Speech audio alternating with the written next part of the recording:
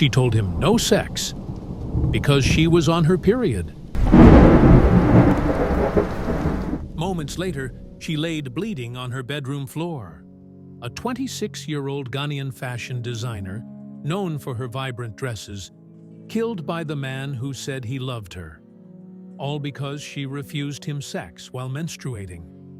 This is the story of Mabel Asantewaa, the woman whose life ended over one of the most natural things in the world, and the disturbing truth it reveals about how love, entitlement, and ignorance can turn deadly. Kassoa, a bustling town near Accra, Ghana. Amid the chaos of markets, car horns, and chatter, there was Mabel. To her customers, she was the young designer who could make magic with a sewing machine. Bold colors, neat cuts, confidence in every stitch. To her friends, she was ambitious, saving up to expand her little fashion studio. And to her boyfriend, known locally as Bra Sammy, she was his world. At least, that's what he told her. They'd been together for some time, sometimes sweet, sometimes stormy. Neighbors said they argued often, but few imagined how far that tension would one day go. It was the night of September 10th, 2025.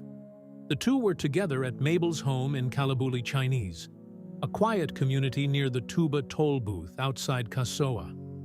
According to police, around dawn, an argument began. Sammy demanded sex. Mabel refused. She told him plainly she was on her menses. What happened next remains partly in mystery.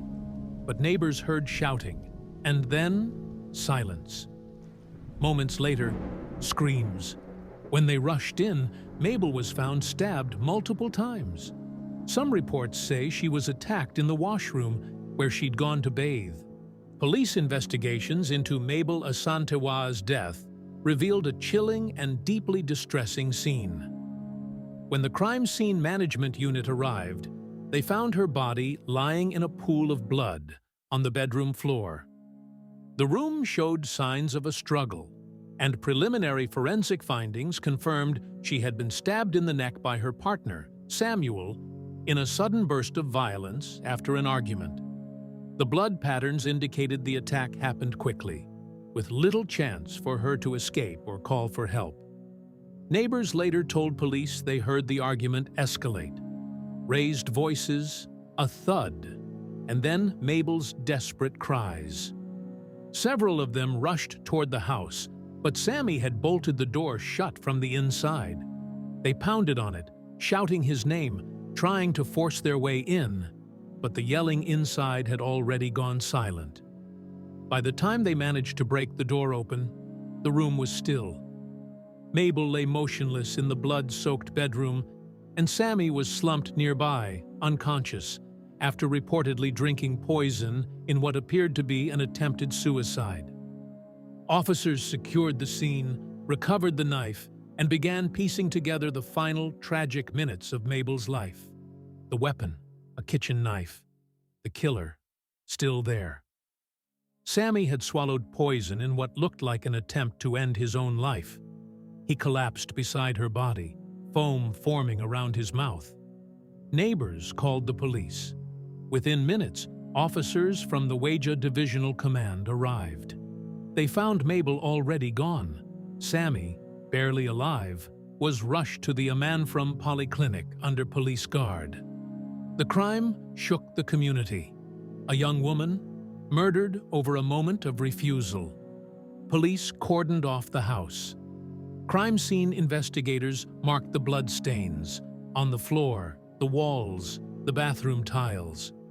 Witnesses told reporters they'd often heard the couple argue, but that morning, the screams were different.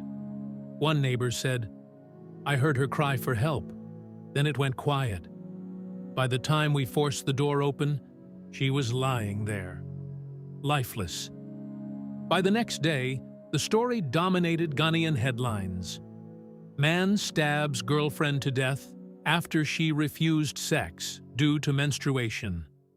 Investigators collected the weapon, took statements, and later confirmed that the suspect had survived the poison. He was arrested and remanded by the Amenfrum District Court. The case became evidence of a deeper problem: how violence, shame, and myths surrounding women's bodies persist in modern African societies. Mabel's family was shattered. Her mother wept outside the mortuary, clutching her daughter's photo. The same hands that once designed bright dresses now forever still. The police confirmed the suspect's confession, that they had argued after she refused sex. Court proceedings began. Public anger swelled.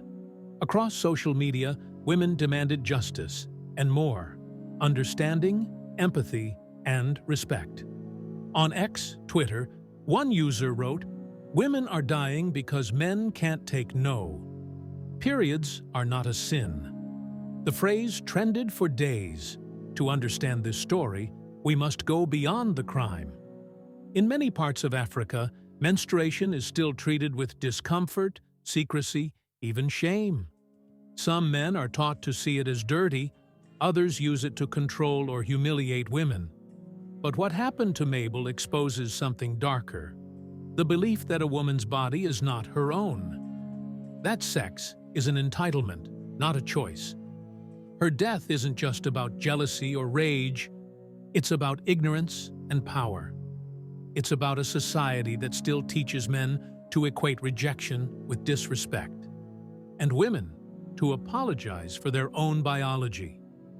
Every month, millions of women across the continent face stigma, jokes, or even violence tied to menstruation. Some are sent away from homes, others are ridiculed at work or school. But Mabel paid the ultimate price with her life. If a woman cannot say no, not even on the days her body bleeds, what safety does love hold? What kind of love kills because it cannot wait? Mabel Asantewaa's life was full of color, but her end was drenched in red. She said no and lost everything. Maybe her story will force us to ask, in our homes, in our culture, in our silence, how many more Mabels must die before no finally means no? Some local reports claim that after stabbing Mabel, her boyfriend finally realized she truly was on her period. A moment of tragic clarity that came far too late. And though he drank poison in what looked like remorse or an attempt to escape responsibility, the judge later revealed in court that he tried to save himself by quickly taking a local antidote. The same man who ended a young woman's life because she could not give him sex while menstruating, suddenly fought to keep his own. It is a contrast that leaves a bitter taste. A life taken in seconds, yet a killer unwilling to face the finality he forced on her. Now, the question falls to us, to society. What justice should a man receive for killing a woman simply because she said no? Tell us what you think. Don't forget to like, comment, and subscribe to our channel, African Murder O'Clock, for weekly true crime story updates.